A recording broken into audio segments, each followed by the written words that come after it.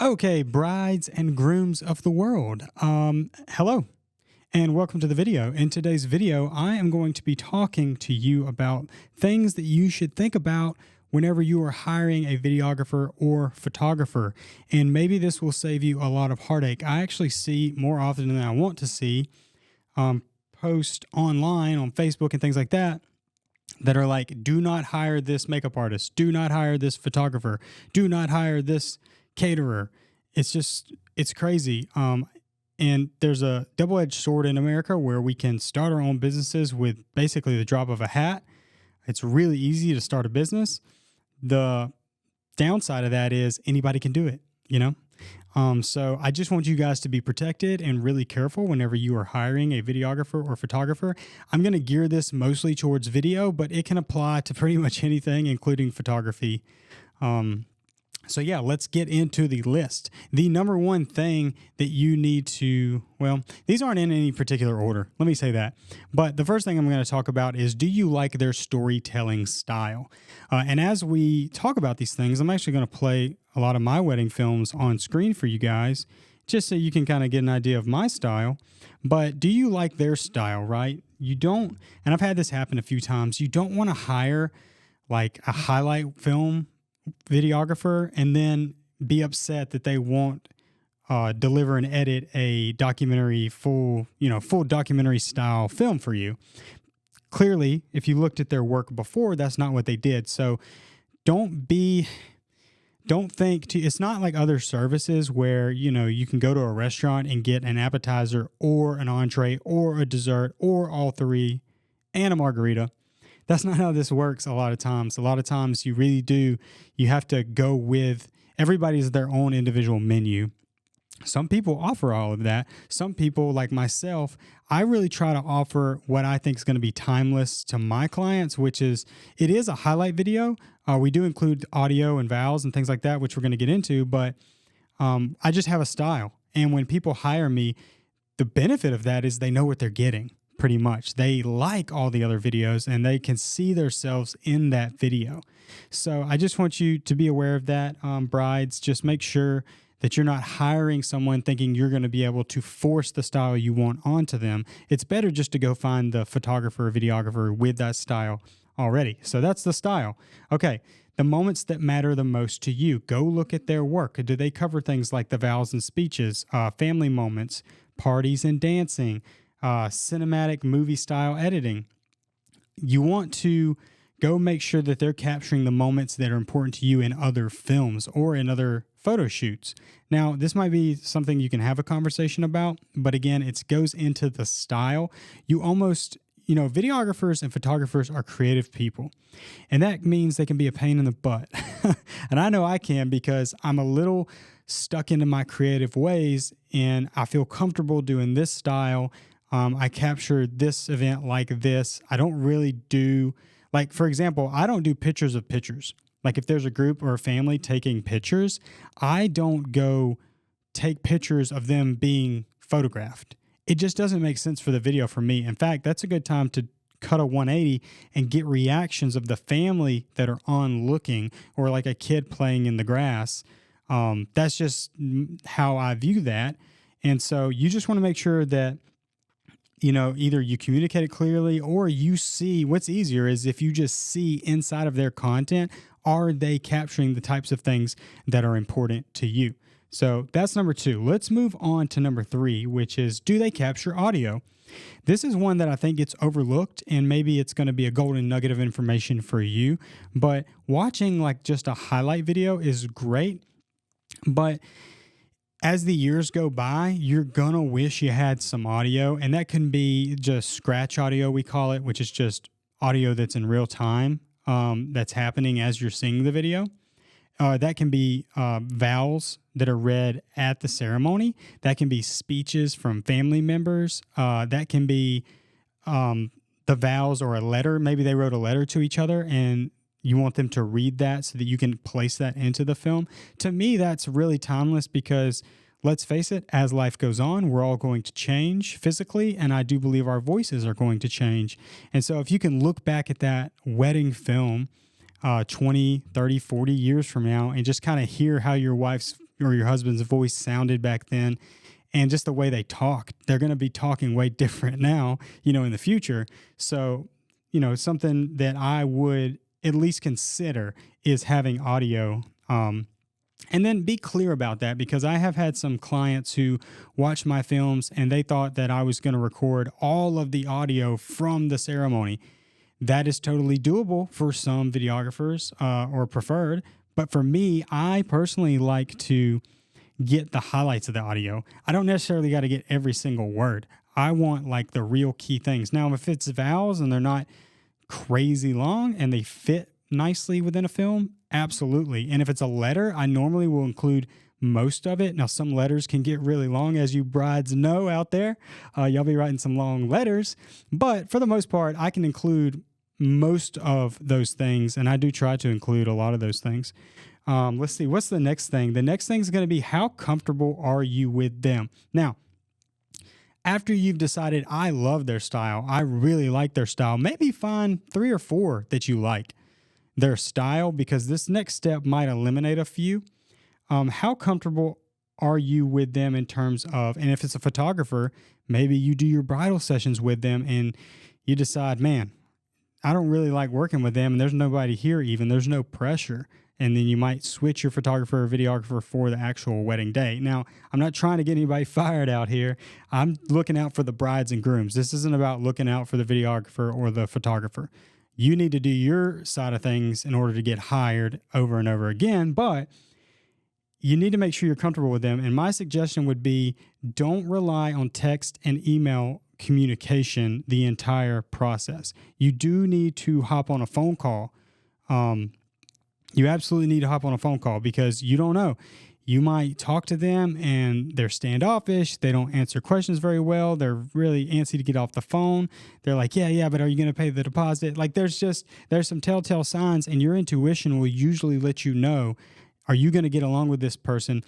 Not only the wedding day, but the time leading up to the wedding, because that's, you've got a little ways to be communicating back and forth. Now, personally, for me as a videographer, and if you need a videographer, by the way, I should mention, I do that. So hit me up.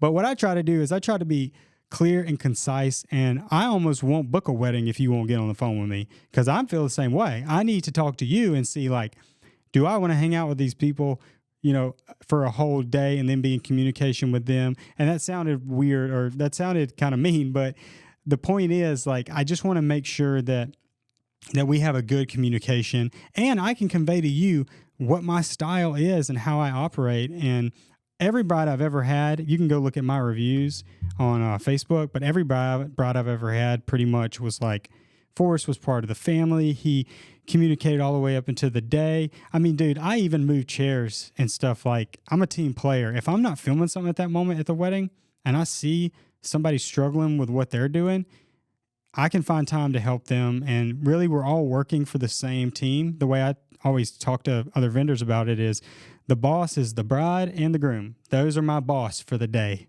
or for this project.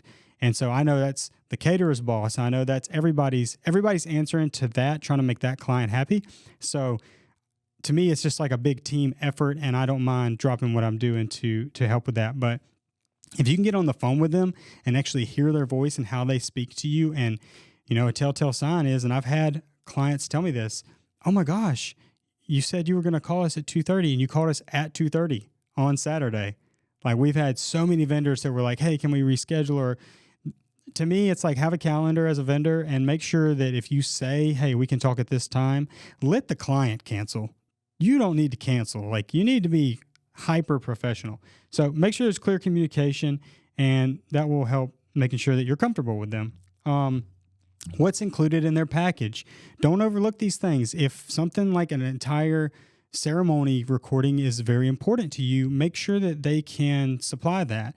Me personally, as a videographer, I normally don't. Like, I'll upcharge it, but the way I look at it is, if you think about our parents who got married like in the 80s and 90s, they had wedding videos that are on VHS and then converted to DVD or whatever, but they never watched those again. Like, they'll all tell you that. Go ask any of them. They're like, oh yeah, we never watched that again.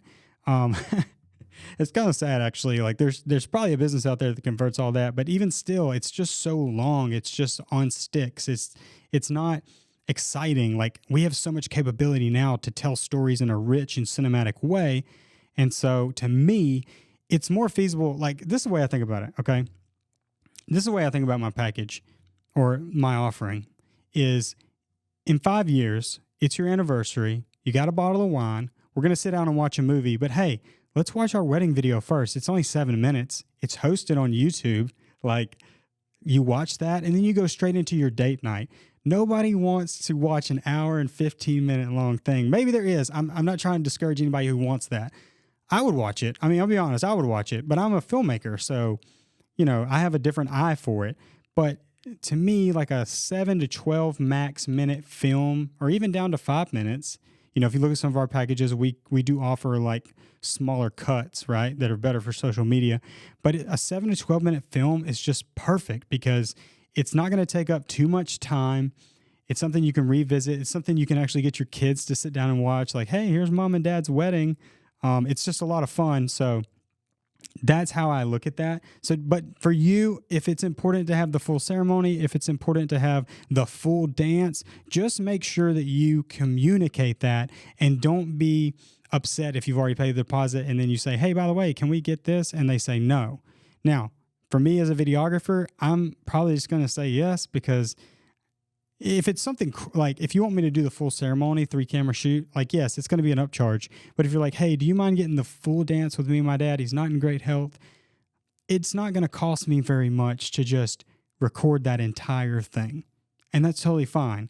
I think people should take into consideration the human element in all of this. Yes, it's a business, but at the same time, you got to have some humanity about it. Okay. So make sure you know what's included. Don't get blindsided. Do they have experience? This is going to be more for the photographers, I guess, maybe.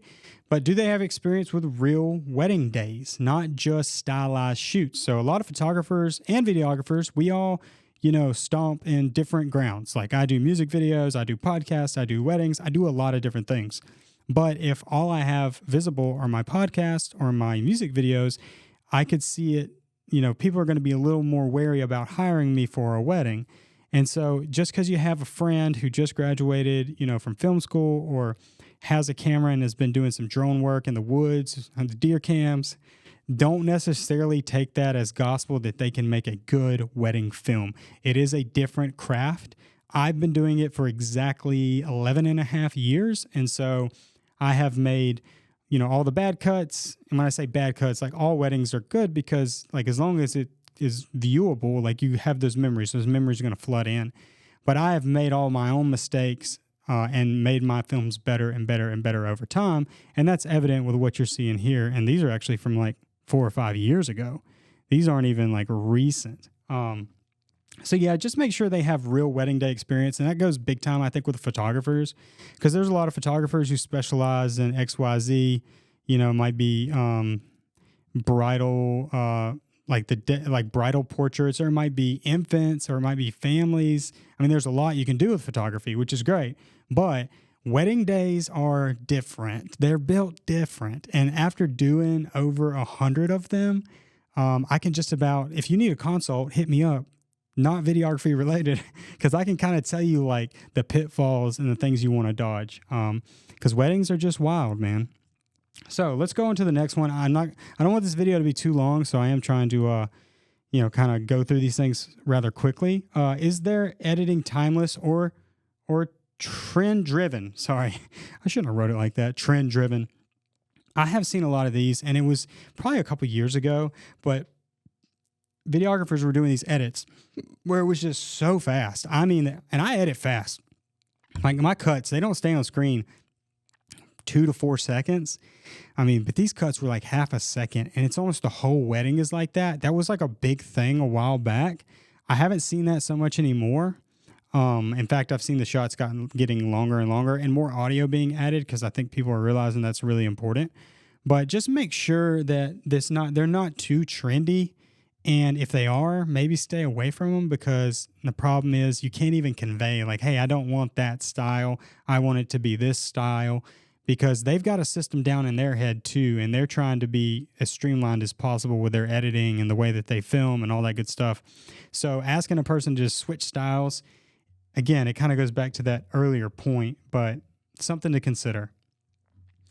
What do couples say? This is probably my favorite one. And this is why, if anytime you buy something off Amazon or anytime you buy anything really, you're going to go look at a review. And so I would definitely go check out the reviews. If we jump over to my Facebook page, you can see I've got 29, I think, reviews.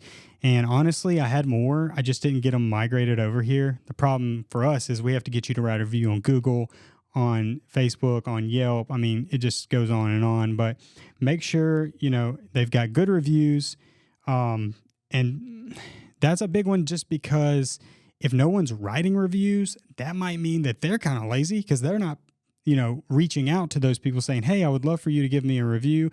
Like, how much care are they taking with their business? But then also, maybe they're not getting any reviews because they're just not doing a great job. There are videographers and photographers out there who just sabotage their business from that standpoint, because they just don't, like, here's the thing. And this one's for the videographers and photographers.